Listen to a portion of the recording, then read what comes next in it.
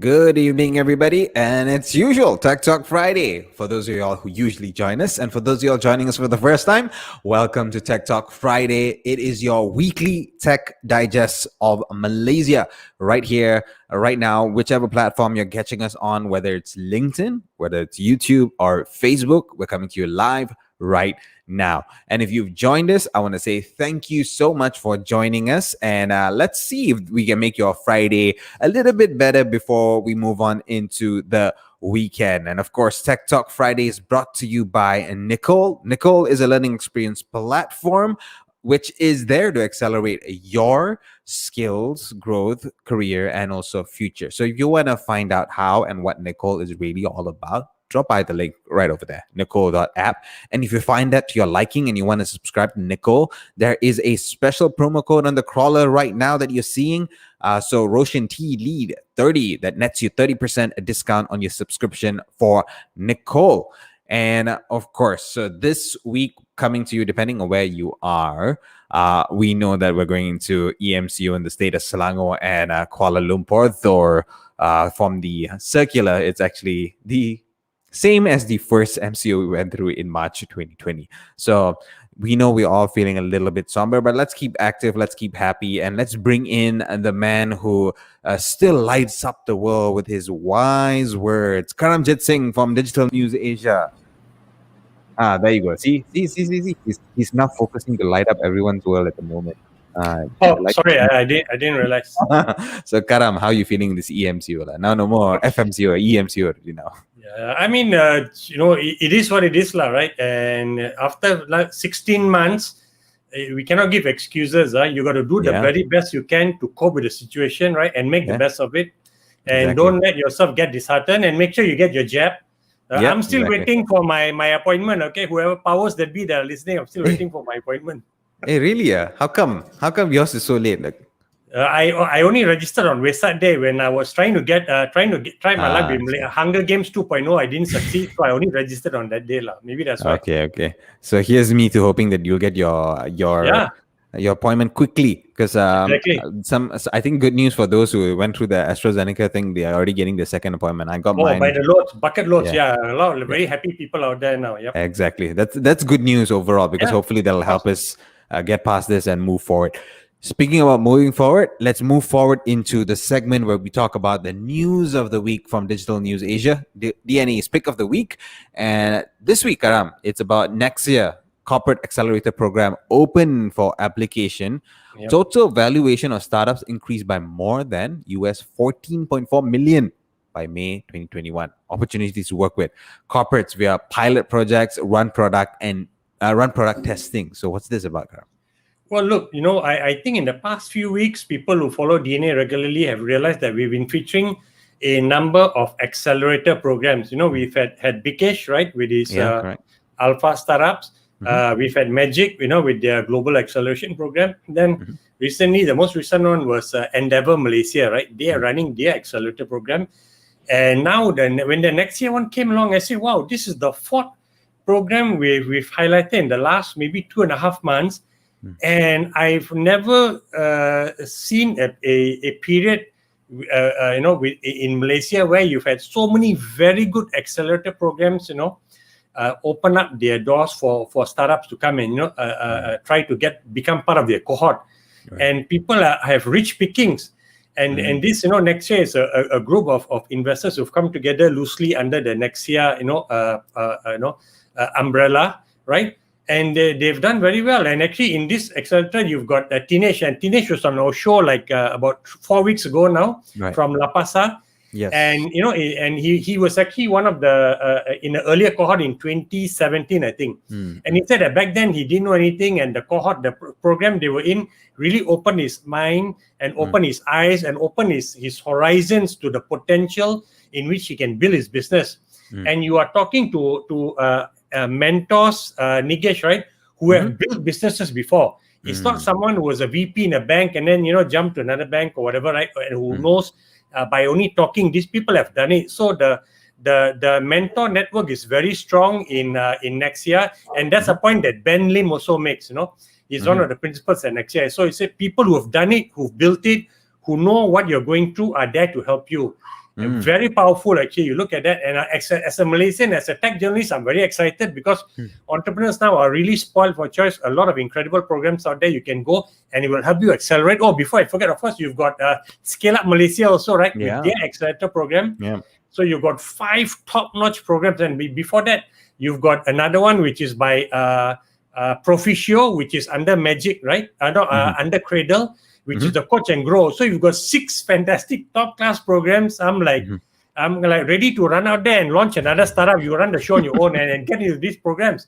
So seriously, all very good, run by amazing people. And that also tells you, Nigesh, the depth of our startup ecosystem is very strong now. Right. You've got people who've gone through the pain, gone the upsides, the downsides.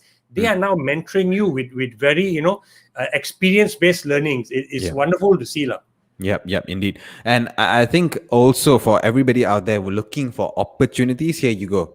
Karam just said it as well, right? There's now so many different opportunities. We always say that when you're starting up, funding is a problem.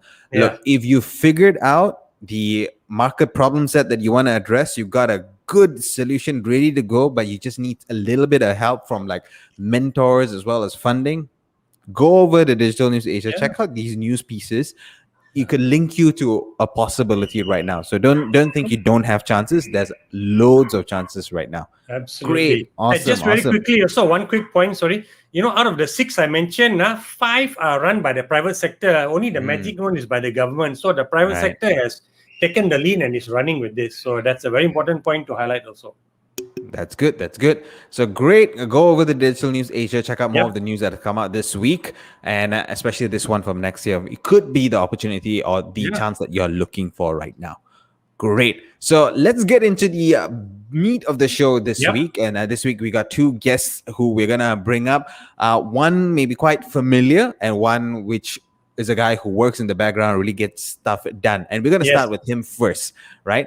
And we are going to talk to this man about Can Malaysian Productivity Corp. So that's the hint there. Help startups. We were talking about startups. Let's see if this Productivity Corp can help startups. Let's bring on Mr. Mohamad Muzaffar Hamid, Director of Malaysia Productivity Corporation. Hi, Muzaffar. How are you? Hi, Nigesh. Hi, Karamjit. Yeah. How are you guys? Bro. Yeah, good. Yeah. Well enough, Thank I guess. Thank you for well being enough. on the show. Nigesh, Thank you for the invites. Yeah. Okay, Okay, Karam, you were saying. Okay, I was for once going to let you start. But look, so, obviously, Muzaffar, that I had a very good conversation with your boss, Director General, Mohamad Latif Seman, right? Dato Abdul Latif Haji Abu Seman. Yeah, Dato. Okay, Abdul Latif Haji Seman. So, very, very interesting guy, very dynamic. And I came away, being very impressed with you. But very impressed with him. But remember, I said, hey, of course, it's your job to talk all you want about what you are doing. Let me talk to people you said you have helped before. And I ended up talking to 3 gentlemen who are running private sector initiatives, right? Representing the pain points of the private sector. One was in medical, in healthcare. One was in the president of the Persatuan Architect Malaysia. And this is Dato, currently is the president, Dato Ezumi Harzani. And another one is actually in the semiconductor industry, in Dato Seri Wong Siu Hai.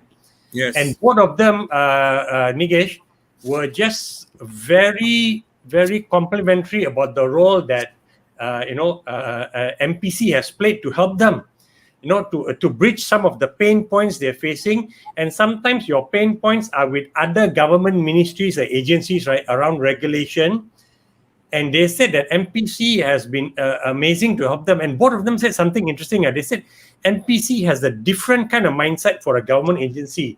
And that's the first question I would like to start with Muzaffar, right?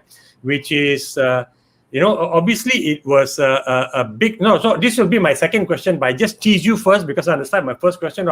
You know me, I'm going to jump all over the place. So this no worries. Yeah. Get to my first question, but first is obviously for all of us in the startup ecosystem, it was a big surprise, Muzaffar, when MPC was made the lead agency for MyDigital's adopt an agile regulatory approach, right, to meet the needs of digital economy business. And everybody is saying, hey, why is MPC the lead agency for this? Why not Magic? Why not Futurize? Correct? Why not MOSTI as the ministry? So can you explain how you have built up this expertise, right, in agile regulations? Yeah, thank you, Karamjit, for the question. Technically, MPC has been entrusted by the government to review the regulations since the 10th Malaysia Plan. Oh, So really? That far back? 10th Malaysia Plan, yeah. So we have been in this business for the past decade. So when Economic Planning Unit entrusted us to lead into this agile regulatory framework. This has been the what we have been preaching to all the regulators, authorities, and also policymakers, that they need to move from the existing regulatory framework to digital regulatory framework, because to catch up with the technology changes. So this is what we have been preaching all over the regulators ecosystem, and with this mandate, it really strengthened our drive to really improve, to ensure that we can provide a conducive business environment so that we can spur innovation, and that can really lead to economic growth and productivity growth of the nation, and can lead to a lot of job creations for our citizens. This is something that we like to see, and with the target to at least establish 5,000 new startups in the country, I'm sure if we are able to really put the right policies, the right mindset to the people, we can really do more. So this is something that we hope we can achieve for the benefit of this nation. Thank you. Okay, so 2 points I want to raise. When I was talking to Dato' Latif, he actually mentioned something that I thought was the ultimate compliment to the Malaysian Productive Corporation. He said sometimes when you're in a meeting with your fellow director generals, some of them have said, hey, why are you on the side of the private sector? Because you all are championing the private sector. And he said, I'm not on the private sector side. I'm on the side of Malaysia. And if these companies succeed, right, they pay taxes and we can earn our salary from their taxes. And I thought that was a very humbling and powerful point he is making across. So the fact that others are saying, why are you championing the private sector, shows that you all are doing your job, right? So well done there. So now let me just move on to and also quickly, you want to talk about action, and which I didn't know until I spoke to Dato' Latif. For those of you who remember when the World Bank came up with their ease of doing business, index, right, and country rankings, in the first one back in like 2008 or 9, one of the areas they were ranking was construction permits, and Malaysia was like almost the last, like 119, in the world. Okay, so meaning we were just ahead of Zimbabwe, Yemen, and North Korea. Yeah. Sorry, 2007, our rank is about 130 over. Oh, 130. Okay, see, I say 109. So we are literally just behind Zimbabwe, just ahead of Zimbabwe, North Yemen. 190 economies. 190 economies. Oh, 190, yeah. No, making the point who are we ahead of. But anyway, then MPC was tasked, in the 10 Malaysia plan with, hey, let's just get this shit right? And they worked together with the relevant industry, and Malaysia ended up being ranked like in the top 5 in the world after about 7 years, right? So it shows that they know what it takes to get it done, and they've got a very interesting methodology they've refined. Okay, now let's move on to the second question. And this question is about, which I already hinted earlier, like accidentally blurted out, I shouldn't have. Anyway, so these two of the industry leaders I spoke to said that you have a different mindset compared to your typical government agency, right? In that you are very proactive. And can you explain how this mindset came about, and how are you able to help the private sector? So I think since MPC have been working with industries for many years, we have this facilitating DNA in our the way we do things. So when the Malaysia Productivity Blueprint was launched in 2018. Technically, this is the business that we are moving towards. That is advisory, coordination, monitoring and implementation. Technically, we would like to see changes. When we do recommendations, we want to see it is going to be implemented. This is what we have pursuing. And as what Karamjit said, when we started in 2007, when doing business was first established, the index, our rank was relatively weak, 130 of us. But over time, with strong collaboration, strong engagement, with strong private-public partnership through the Special Task Force to Facilitate Business, Pemuda, we are able to make a strong coordination with all the regulators that under the dealing with operational permit. We work together. We really dirty our hands, and the result you can see now we are ranked 2. We are number 2, second in the world. Yeah. From 190 economies. This shows that through a strong coordination, collaboration, and the way we do things through public-private partnership, this can really lead to a lot of impact, positive impact for the countries. So with this track record and this experience, I believe with the mandate given by the Economic Planning Unit, we can really, we hope that we can really assist all the startups, because innovation is the heart of productivity. You see, if we can really address these concerns by all the startups, then we can really create a lot of new innovations, new businesses, and we can make better jobs for the people. And this can enjoy the people can enjoy better quality of life. And these are what productivity is all about. So the end result is for the people. So this is something that we work very passionately. And under the directorship of Dato' Latif, we have seen a lot of impact, a lot of improvement, and hopefully under his leadership, we can see more impactful initiative for Malaysia. I think one point that you didn't bring up, and which Dato' Latif told me, is that to go from 130 to number 2 in the world is incredible, right? It wasn't by luck, right? Dato' Latif said there's a lot of improvement initiative being done over years. Because if you talk about improvement, it's a marathon. It's not a sprint. You cannot do it very fast. It's a journey. So we need a long time to change the behavior, to change the mindset. So this is something that we are pushing on. And with the recently launched Malaysia Productivity Report, with the team Reset, Reform and Rebound. So we hope that we can really push this agenda to benefit Malaysia. Correct. No, I think one key point that Dato' Latif highlighted also is sometimes agencies get defensive, right, or ministry, when you go to them and said, Leadernomics is complaining about, this and that, right? Leadernomics complains a lot, actually, Muzaffar. Hey. And then you go to them and they get defensive. And he said that the way they do it is that they go on a very fact-based, platform. And so, look, these are the facts, right? So they make a lot of effort before going to the party that you are saying are blocking you. They build up their case with facts, and then they go to them. And he said many times agencies don't know, and when they see the fact, they say, "Oh, of course we want to help."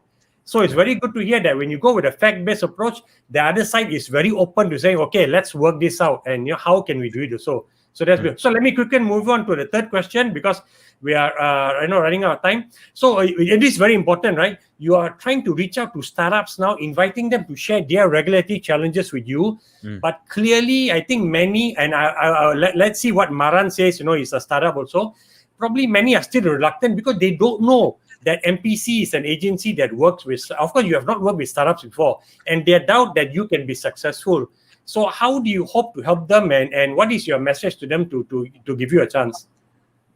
No, I think this is where we have shared our experience, we have shared our track record, we have shared the journey that we have done over the past decade. So with that, I believe the startup, for them to really ensure that they are able to reach the heights that they did. They need MPC to assist them, to facilitate them, because we are moving towards regulatory facilitation business. We try to facilitate all the needs of industries. We have been working with Pemuda, Special Task Force to facilitate business. Who are very industry leaders. So we try to resolve all their concerns. So this is something that we have proven record.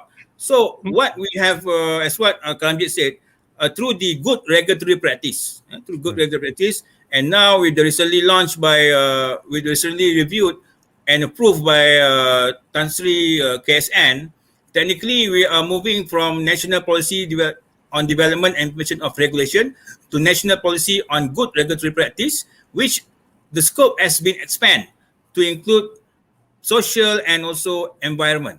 So if you are in the social tech or environmental tech, so this you are covered now. So moving on, we hope that with the good regulatory practice, we are able to ensure consistency, clarity, and certainty that is needed in the business, so that they can make the right investment, they can right decision, so they are ensure they're going to reach their potential. So this is something that we are pushing the agenda to the regulators, to policymakers, and authorities, that we must ensure that our regulatory framework are consistent and have the consistency, certainty, and clarity to facilitate investors and businesses. So this is where we coming in.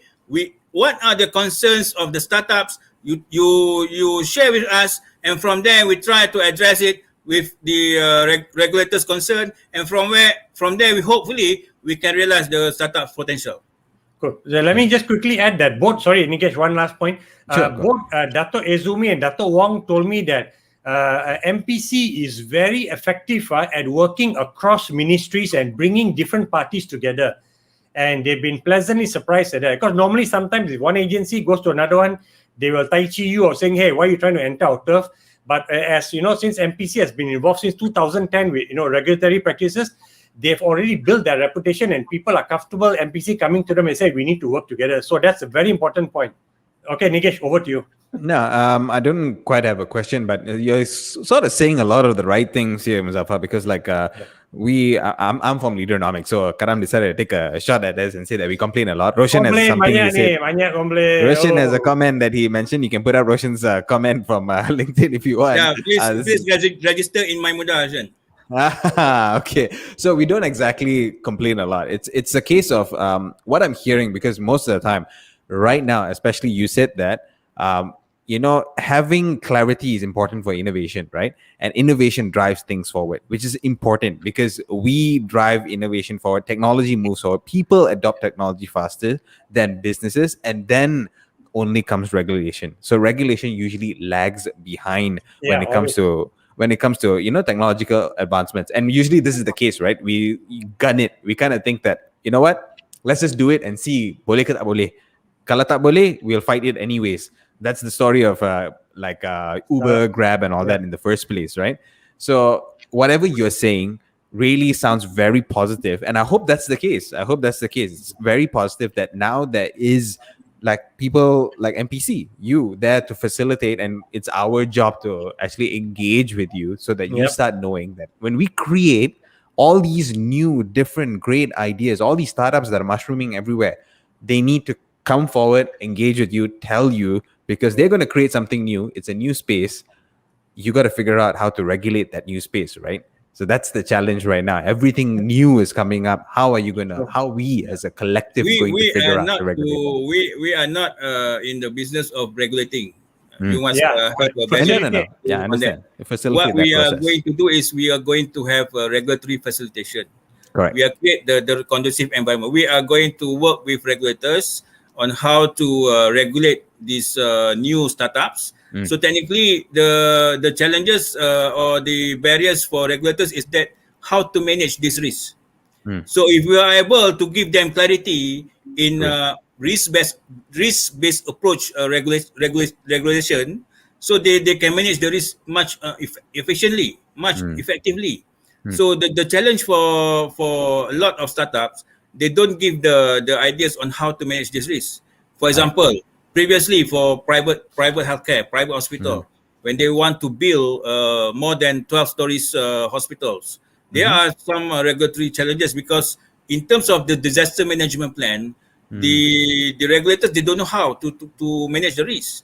But when we give them a workable solution and they buy the ideas, then they allow.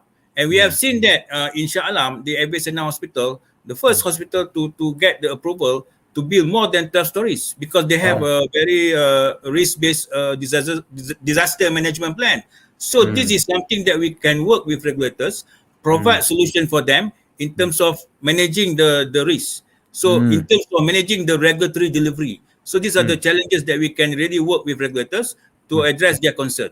right? And that's a really good example right there. And that wording you said, risk-based, right? So it's understanding potential risks, and that's the key for regulation anyway, right? What are the potential risks as a whole to the community? And if, like you, MPC, you can regulate that process and really help, that's great. That's great to hear.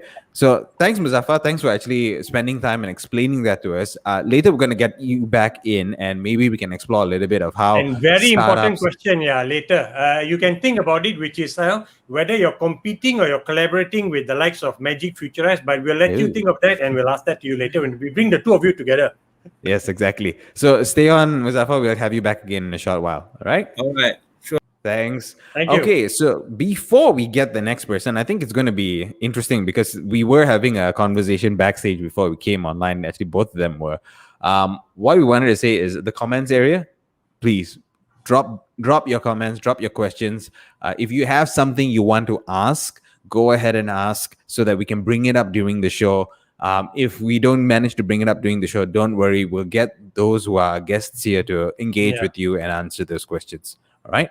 So the next person, I think a lot of us, especially in pandemic times, would have already heard of this service because we can't exactly go out, and sometimes we need this service, right?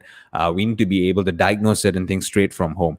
So it is something which came up and became a lot more popular in this period of time. So let's bring Maran Virumandi, CEO of DoctorOnCall. So we're going to talk about innovations through the NTIS with DoctorOnCall. Hi, Maran. How are you? Hi. Doing well. Thank you. Cool. Nagesh. Wow, great. I'm sure you would have been very keen, to listen and to hear what Muzaffar had to say. But before we go to that, let's just ask you, just set the groundwork, right? Because before that, Karam, Roshan has dropped a comment again. Sorry, Maran. Roshan, can we put up Roshan's comment? He's got something to say about your hairdo. All right, there you go. Okay, go ahead, Karam. Okay, so look, it was, what does DoctorOnCall do? And more importantly, has your business model and suite of services offered changed, right, since March 2020? And of course, we don't have to, you don't have to guess why I'm using March 2020 as the point of, things changing. Mm-hmm. All right. Thank you again, gentlemen. And a lot of things have changed, right, since pre-pandemic to where we are right now, right? 16 or some in some cases like 17, 18 months into the pandemic, right? I think in terms of a couple of headline numbers, right, we had about 600,000 people visiting us on a monthly basis pre-pandemic. Last month we clocked around 4 million people visiting us. Wow. On a monthly basis. Right. No wonder DNA's traffic went down, man. Chilaka betul. Everyone's going to DoctorOnCall. So hey, mute him, man. Mute him. Right. And I think like the entire user behavior or patient behavior, right, in terms of just jumping out in the car and heading down to the nearest clinic or pharmacy around town now has shifted dramatically over to the digital side of things, right? So they start Googling up, jumping on the social media and finding out where can they get COVID-19 tests, for example, right? That's hot on the topic. They're searching for doing some symptom checkers. They obviously, the conditions persist or are more serious. They start engaging with the doctors online, and a lot of the behavior has changed over this time, right? So that's just pretty obvious, and we've been the lucky beneficiaries of this entire COVID-19 lottery in our case, right? And really glad to be at that point of service for our patients as well as the partners out there. Yeah, is but has your business model changed in any way or not? The business model is the same. Have you done anything different? Right. So the business model has changed quite dramatically too. To reflect along with the times, right? We got we are a two-sided marketplace, right? We service the patients or the payers in this case, be it the insurance companies as well as the corporates who effectively pay on behalf of their patients, right?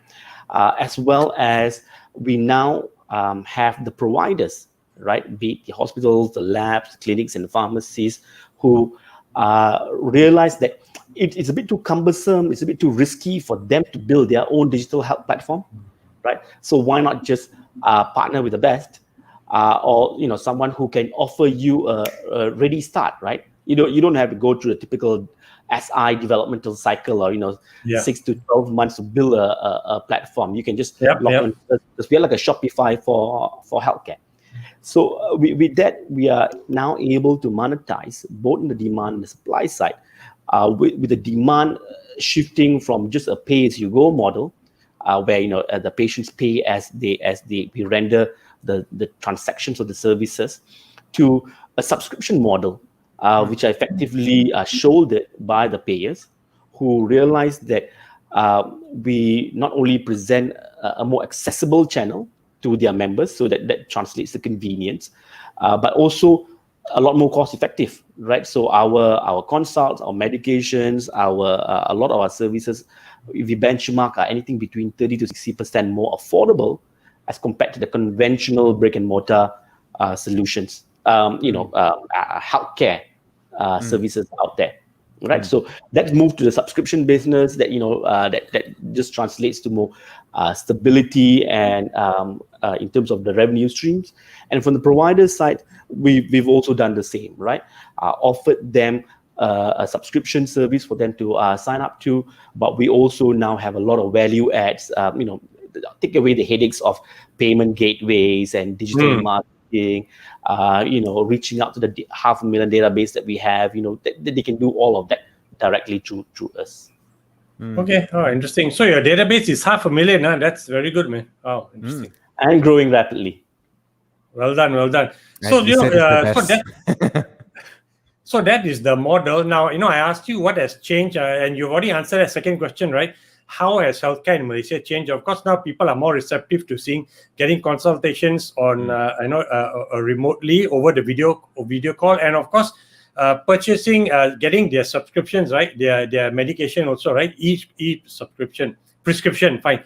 What about older doctors? How have older doctors, which means they're probably 55 and above, do you see a natural age segmentation where suddenly that this group thinks that they can just wait it out and they don't have to be in the digital generation, or that also is not there anymore? So just kind of open-ended question there about is there resistance from a particular segment of doctors just because of age, right?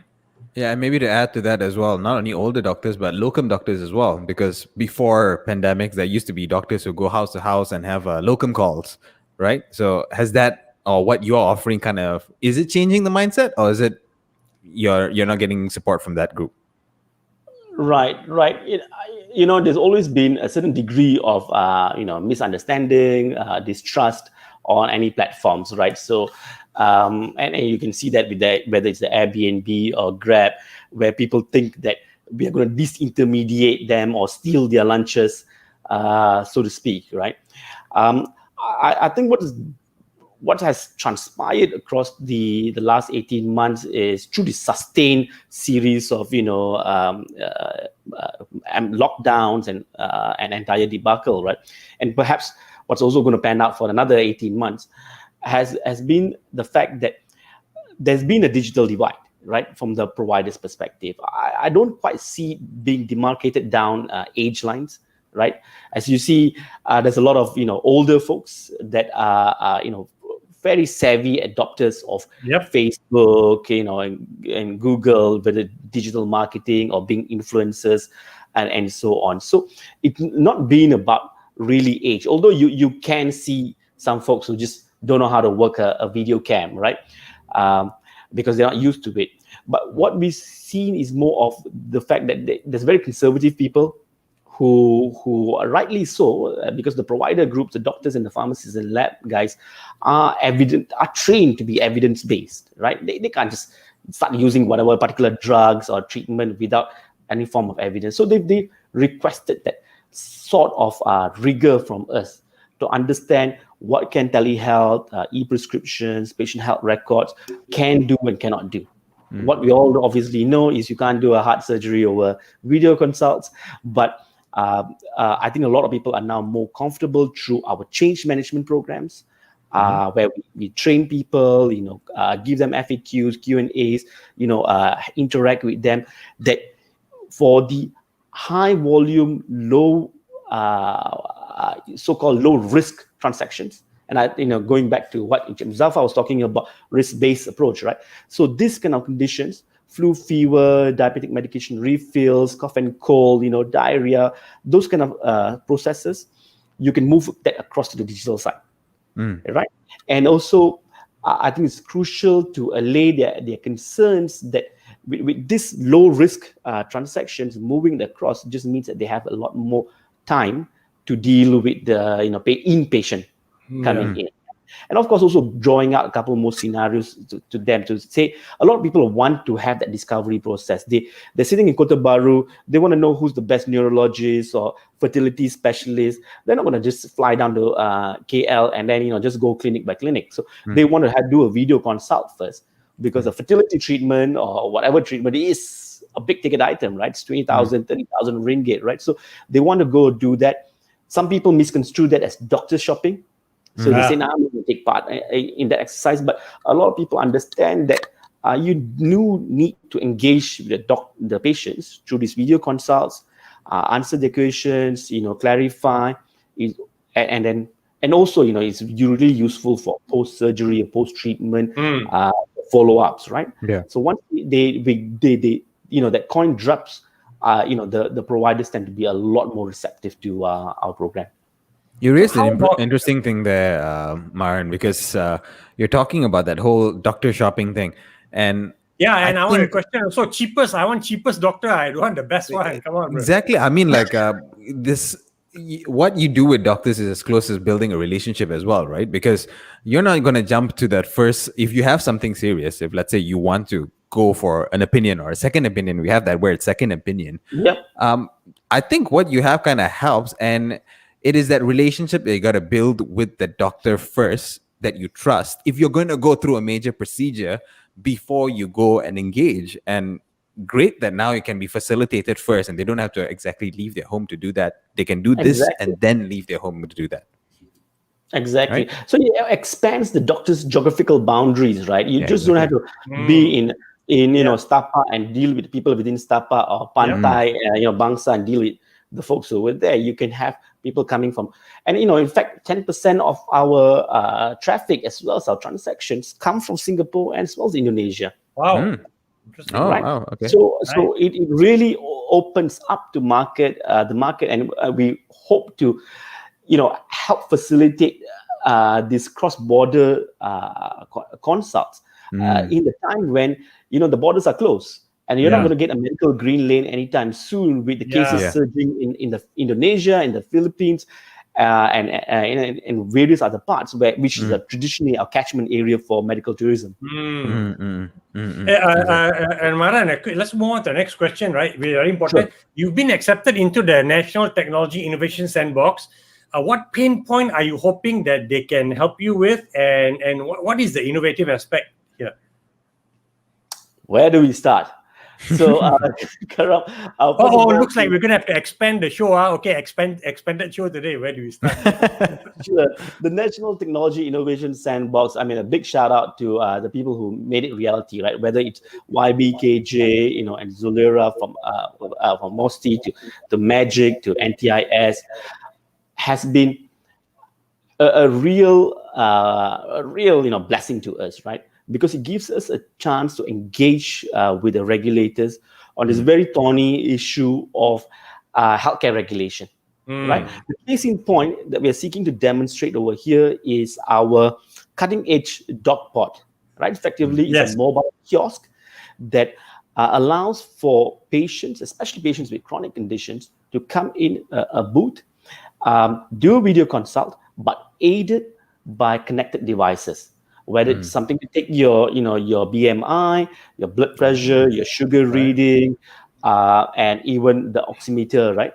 And a couple of other devices, right? Now, it helps people, especially, I think in the rural areas or even the urban poor, right? Who may not be as comfortable, getting advice through a video call, which they can already do right now, and thousands of transactions on DoctorOnCall. But they can do that from these rural areas, but also they can do it with all of the data that can allow the doctors more data points to come up to their diagnosis, as well as ensure continuity of care. So the DocPort is what we are working with Ministry of Health. Obviously, it's off to a bit of a late start because the MOH has been really tied up with COVID-19, battling that. But we're commencing effectively this month with them to go to the whole entire. I mean, we've piloted in Langkawi back in 2020, right, or 2019, right? Actually, in the 5G Expo. I visited it. Remember, I visited it. Exactly. And I get feedback. Because the entrance was a bit low, so you gotta adjust. I think Karamjit, not many people actually, I was about to say that. Not many people are a giraffe like you, lah. Fair enough, but we take that point, and we've gotten a lot of feedback about how to ensure it to be COVID-19 proof, right? With the airflow and so on. So we are hoping to start and make sure that they give their feedback, and we take that into the entire design build and then piloting it across, and then making sure that it's something that is effectively can be scaled up, right? So to think about it, Ping An Good Doctor has done this in China. Their pilot itself was a 5,000 kiosk rollout across China. Wow. So literally, every other plus highway kind of rest stops, and factory area which should have a clinic sick bay, right? But it's too uneconomical to run a clinic over there, right? Can be stuck with, can be actually positioned with a DocPort and help the patients out there. Okay, interesting. So your experience has been good, or you find that it's moving too slowly? And because many people don't know what a sandbox is like, right? So few people come together, you have to set a meeting time, of course, virtually now, and thankfully it can move faster, like, because it's virtual, right? So is your experience been good, or you feel the process should be, the party should show more urgency or whatnot? Entrepreneurs are always operating in fifth gear, so. You're right. So, I mean, I think, it is kind of frustrating that it's taken this long for it to get off to a start. But I don't think, we can blame anyone in particular, right? Simply because, look, MOH has bigger priorities. Yeah, right? With the entire battling of this invisible enemy of ours, right? So, and flat out, talking to the doctors about them doing God knows what kind of shifts, and burning out and mental health challenges for them, as well as physical challenges. So, I think it's just a matter of us working with them right now, right? Okay. And then having organizations such as MPC, which guides both parties, right, to take that risk-based approach towards refreshing the regulations to the digital age. So we've been through a lot of battles around what can be shown on the site, what can be consulted on the site, what can be prescribed on the site, and there seems to be unfortunately these acts which dates back to 1950s or 70s. 1952, the Poison Act, So all of them which hasn't been updated to this digital age. And you can't blame them too, right? Because it's been suddenly, boom, shoved in your face because of COVID-19. So having MPC to come and guide the process would help those decision makers, right? Or rather regulators take a more pragmatic approach. Okay. Right. In that, good segue to bring back Muzaffar. Exactly. I was just thinking that. So maybe let's bring Muzaffar back in. All right, so Muzaffar is back in as well. So thank you for Maran coming has already back, mentioned Muzaffar. Yes. So I got a key question. I think everybody, this is a key question to ask, right? Which is literally now, after listening to what Maran is doing and wants to do, and Muzaffar, what MPC is doing, what is how are you able to collaborate, right, Muzaffar? with parties which are already operating sandboxes and with you all also. And I want to tell you that because you didn't bring it up, when I spoke to Dato' Latif, he said he already had 2 very good discussions with Mahathir Aziz from Futurize, and they do plan to complement and collaborate, which is always wonderful to hear. But can you tell us how you plan to work together with all parties who have their own sandboxes so that you don't compete? Because the last thing we want is for MPC to say, hey, we do it better, don't go to them or whatever, right? We koyak lah then. I think it's what we already mentioned earlier. It's about strong coordination. So we cannot work in silo anymore. We got to work as a team. We got to have a strong collaboration with all the institution that is improving the ecosystem, like Futurize and Magic, and we are here to facilitate them, to ensure how we can really complement their work, so that we can maybe accelerate this much faster. As what Maran said, this is something that we can work on. Strong collaboration, strong coordination with all the regulators, with all the agencies, with all the authorities, and then working closely with industries. So industries, they know best because they are the practitioner, they are the innovator. So from their input, so where we can facilitate them. So this is where, like Maran said, some of these regulations have been there even before independence. So there's a lot of things need to be done. So this is where we would like to see. We already working with regulators. We already asked them that we are preaching with them, asking, making them to review the existing regulatory framework, moving towards digital regulatory framework, catching up with the technology, and moving to a performance-based regulation rather than prescribed-based regulation. So currently, there's a lot of prescribed-based regulation.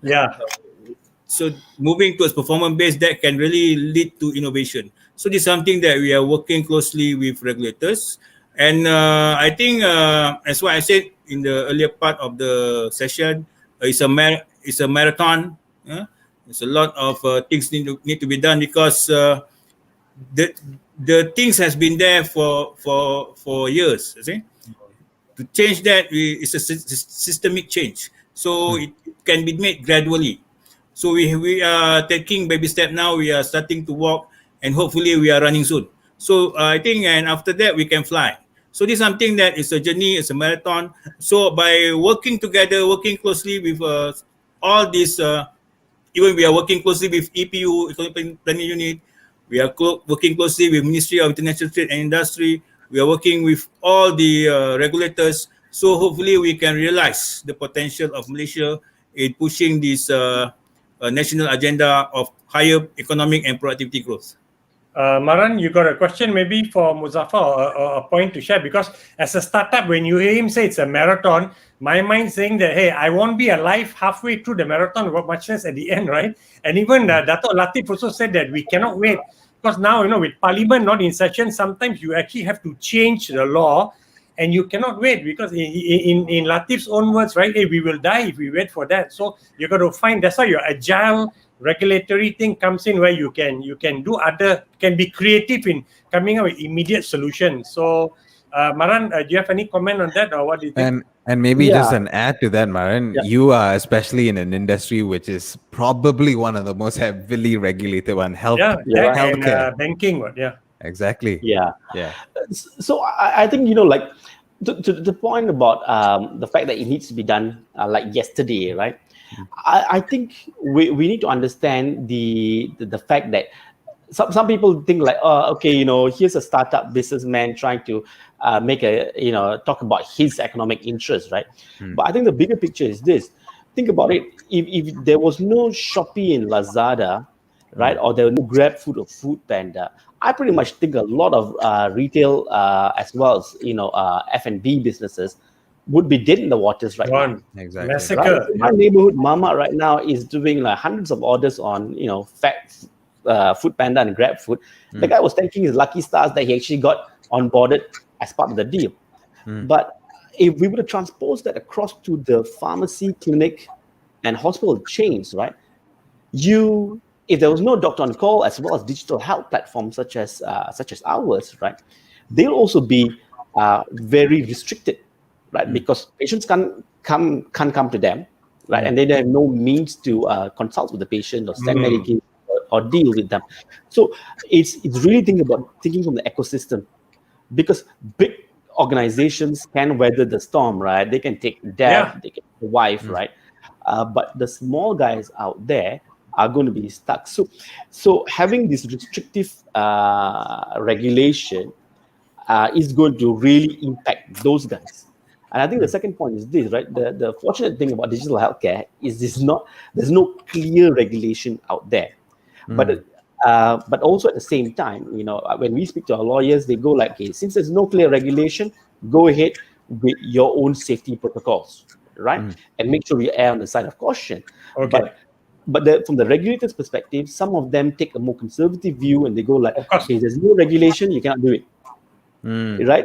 Or you can do it according to our own interpretation.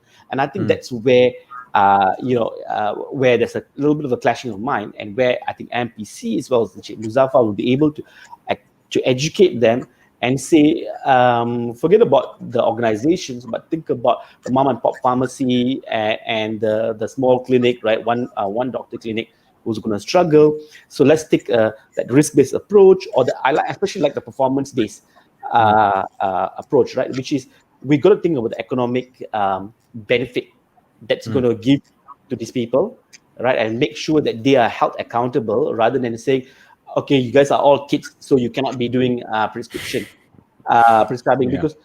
because what we need to do is clearly say you can't do psychotropics, because we don't want people to be jumping off the bridge, right? But you can do common conditions and then follow down that tiered or stratified risk-based approach or performance-based approach. All right. Karam, any last words before we wrap up? Actually, if you had a comment for Muzaffar, what would it be? Or for MPC, what would it be? Maran, anything on behalf of startups? Do what you're doing, do it faster, do it better, or whatever. or the most famous question, ada grant. So I think we know the role of MPC, right? It's not a grant organization, but right. So I won't put him on the spot on air at least, right?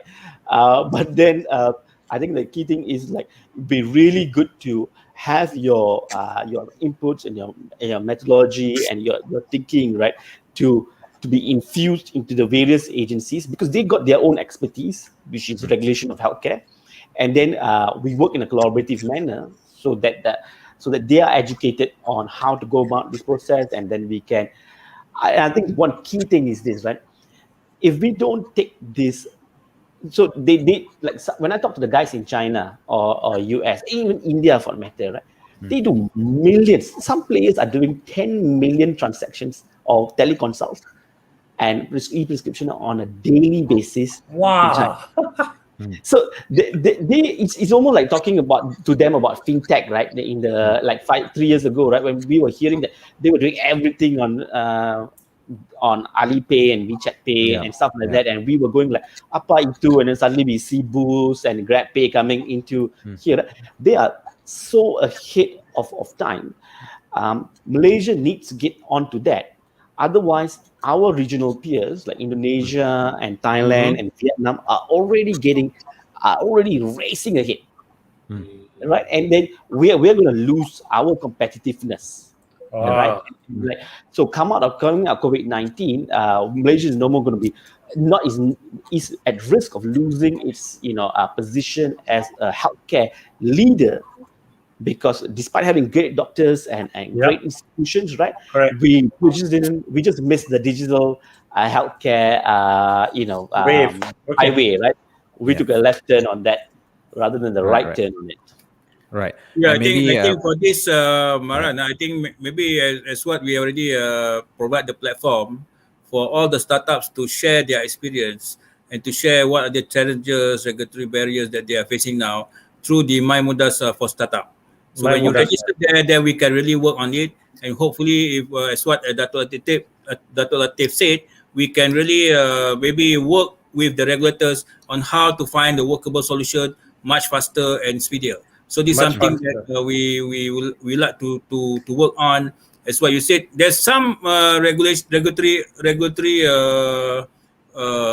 for example, for primary regulations, they need to go to the parliament. But so for secondary legislation, this is under the minister purview. So we must understand which part of the regulation is for your business model coming in, right? Right. So if from there we can really work on it, and hopefully we have the experience of that we can really change the act even within 4 months. They can really push up to the parliament. So this is something that is we can really work on. If there's a lot of strong coordination and collaboration, even between the regulators, with the parliament, with the attorney general chambers, to accelerate this transformation. This is what we needed, because new business models coming in. These are where new areas that can create a lot of jobs, can create a lot of economic growth, and this can lead to higher productivity and ensure that the nation can achieve its high income nation target. Yeah. All right. Great to hear Malaysia that. boleh. Yes. And I love as once I heard this saying from somebody, the way forward is a two-way street. So both need to work together. It's not just a one way, one direction thing. Yeah. So thank you to the both of you, Muzaffar and also Maran. Thank you for joining us this Friday on Tech Talk. To everybody out there, before we sign off, I just got to mention again that for most of you out there who are listening in, we're talking about startups, we're talking about SMEs. So Leaderonomics, because Karam decided to say Leaderonomics just now and said that we complain a lot. We don't complain a lot. We actually want to find out your problems. So we have a survey that is running especially for SMEs and also for startups out there. And the survey for us is to understand the kind of problems you have, especially with people development, the kind of skills that you need your people to have so that, you can move your business forward. We want to understand that, because then we can think of how we can help you out. So check out the link below. Just leave us your thoughts, because that study will be very interesting, so that we can share across what is happening in the SME space and also how we can help you. So drop by the link over, drop us a survey so we can get back to you, and perhaps we can see how we can help you out. All right. So take care, everybody. I got to say this as well. If you want to check out more news on tech, go to Digital News Asia. This show is brought to you by Necole. For everybody out there, if you want to find out how we can help your organization, go to necole.tech and book your demo right now. So from all of us here, the four of us on this Windows screen, exactly like Windows right now. All right. Take care, everybody. This is Tech Talk Friday. Stay safe and stay sane during this MCO. We'll catch you next Friday. Bye, everybody. Bye. Bye.